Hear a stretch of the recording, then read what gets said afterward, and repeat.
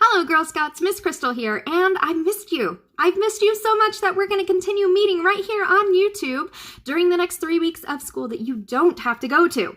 So sit back and relax as we start our new badge called Be Prepared, Not Scared. And so as we're going through this badge, sometimes in life we come across situations where we don't really know what to do in an emergency. And when we don't know what to do in an emergency, sometimes we can panic. Rule number 1 in any situation is don't panic.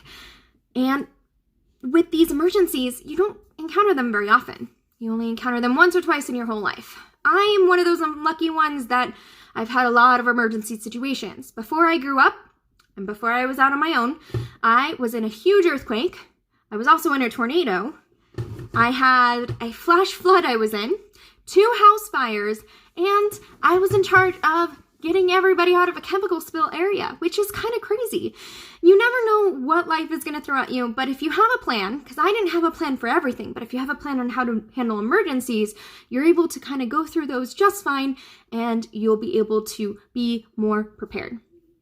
Now, in some of those emergency situations, say for a big fire or for a tornado, when you call 911, it's really important to do that, but they might be very busy, and they might all be coming to different areas and they might not get to you right away. And when that happens, do you know who the first people are to help out? Well, they're actually your neighbors and your community volunteers. So if we're more prepared to help our communities and our neighbors, we'll be more prepared to help ourselves as well. So moving on, how do we know what an emergency is and what to do in those emergencies? Well, I have some nifty little links down below in this description.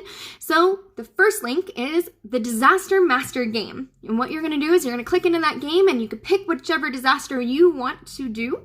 And you're going to go through a story and you're going to pick the different areas, and it's like a choose your own adventure. You're going to pick those things on what you want to decide on how to handle that emergency. If games are not your thing, that is okay. I get it. The link below that one is a really cool zombie pandemic comic. And this was put out by a very cool website called the CDC. What you're going to do is you're going to click onto that link and you're going to read through the comic, and it has a good ending, but it's a little on the spookier side. So if you get scared a little bit, don't click that one. After you're done with that, we are going to comment below on the comment section. You see it, right? Okay.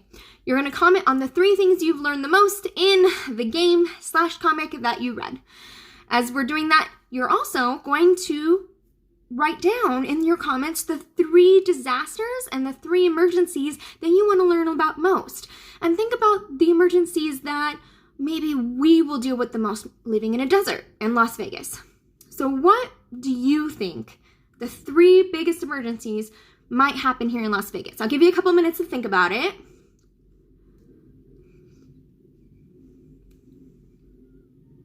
Okay, time's up. What do you think?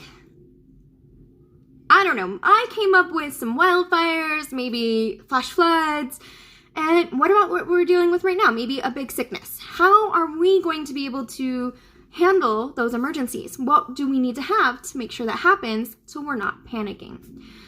Now, here comes the fun part.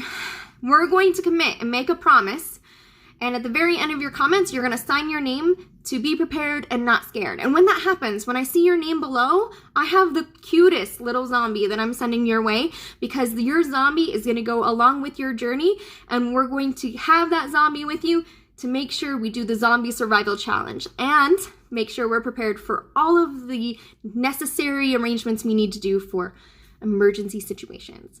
I'm